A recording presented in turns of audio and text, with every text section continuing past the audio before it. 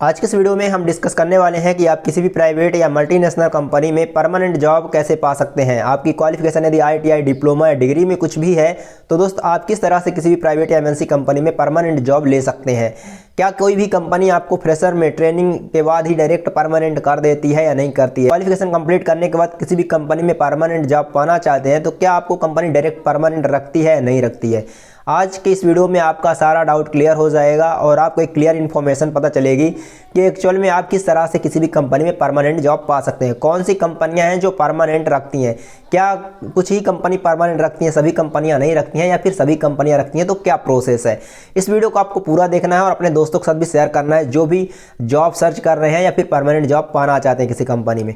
तो दोस्त सबसे पहले तो हम ये जान लेते हैं किसी भी कंपनी में जॉब कैसे मिलती है। ठीक है, यदि आपने अभी क्वालिफिकेशन कंप्लीट किया है और आप फ्रेशर हैं तो आपको कोई भी कंपनी फ्रेशर में किस बेस में रखती है शुरू में, उसके बाद आपकी क्या पोस्ट होती है, उसके बाद आपका क्या ग्रोथ होती है और फिर परमानेंट आप कब होते हैं, ये हम जानेंगे सारी प्रोसेस। ठीक है, तो दोस्त जॉब पाने के आपके पास 2 से 3 ऑप्शन होते हैं, जैसे कि आप ऑनलाइन अप्लाई कर सकते हैं, ऑफलाइन अप्लाई कर सकते हैं या फिर कैंपस प्लेसमेंट होता है।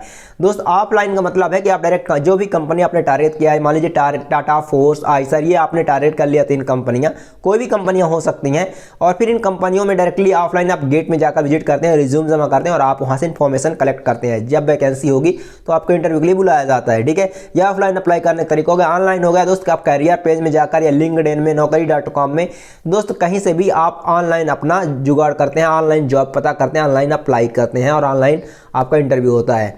अब दोस्त थर्ड ऑप्शन होता है कैंपस प्लेसमेंट। अब आपके कॉलेज में कैंपस आ सकता है, किसी कॉलेज में कैंपस आ सकता है, तो वहाँ से कंपनियाँ उठाती हैं आपको। तो ये 3 तरीकों से आपका जो है भर्ती होता है किसी भी कंपनी में। ठीक है, अब दोस्त ये 3 तरीकों से यदि आपने कोई भी तरीके से आपका हो जाता है तो कंपनी सबसे पहले तो आपको रखती है ट्रेनिंग बेस में। जैसे ही आपका ट्रेनिंग 1 साल का कंप्लीट होता है तो उसके बाद आपको रखती है कंपनी कन्फर्मेशन में, यानी कि 6 महीने के लिए। अभी जो न्यू आया है, पहले तो नहीं होता था, पहले तो केवल ट्रेनिंग होता था, लेकिन अब कन्फर्मेशन में भी 6 महीने रखने लग गई है कंपनी। तो 1.5 साल तो आपका ये निकल जाता है। उसके बाद कंपनी आपको जो भी, मान लीजिए आपकी क्वालिफिकेशन डिप्लोमा है तो आपको जूनियर इंजीनियर की पोस्ट में रखती है। लेकिन क्या परमानेंट डायरेक्ट कर देती है? जी नहीं, अभी आप परमानेंट नहीं होते हैं, अभी यहाँ पर आप ऑन रोल होते हैं।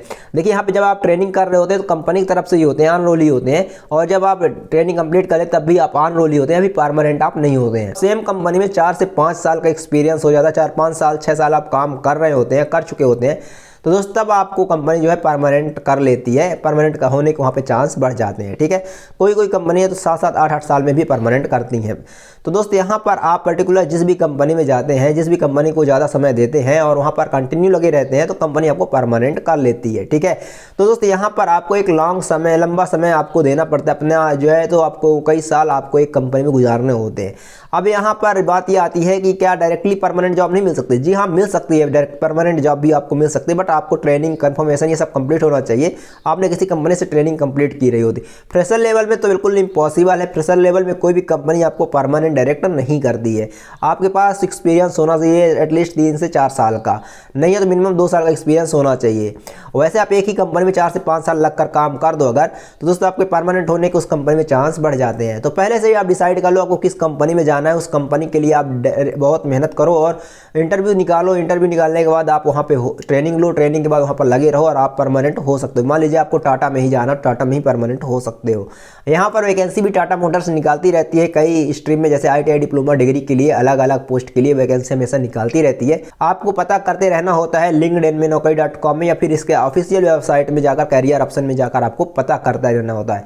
कैंपस कहाँ आया है ये भी आपको पता करते रहना होता है और आपको डायरेक्टली वहाँ से अप्लाई करते हैं। यदि आपका सिलेक्शन होता है तो ट्रेनिंग में होते हैं, ट्रेनिंग के बाद आपको पोस्ट दी जाती है और उसके बाद 3-4 साल यदि आप करते हैं तो कंपनी आपको ऑन रोल से परमानेंट कर लेती है। आई होप आपका डाउट क्लियर हो जाता है। यदि क्लियर हो जाता है तो प्लीज़ चैनल को सब्सक्राइब कर दीजिएगा, इससे हमें मोटिवेशन मिलता है, और अपने दोस्तों के साथ भी शेयर करिएगा ताकि उनको भी एक क्लियर इन्फॉर्मेशन पता चल सके। धन्यवाद।